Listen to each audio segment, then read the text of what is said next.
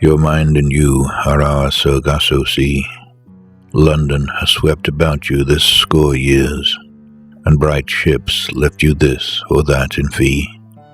Ideas, all gossip, oddments of all things, strange spars of knowledge and dimmed wares of price. Great minds have sought you, lacking someone else. You have been second always. Tragical? No. You preferred it to the usual thing. One dull man, dulling and uxorious, one average mind, with one thought less each year.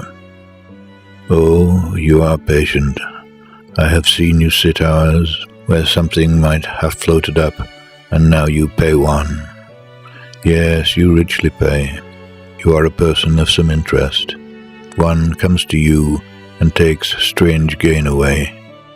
Trophies fished up, some curious suggestion, fact that leads nowhere, and a tale for two pregnant with mandrakes, or with something else that might prove useful and yet never proves, that never fits a corner or shows use, or finds its hour upon the loom of days.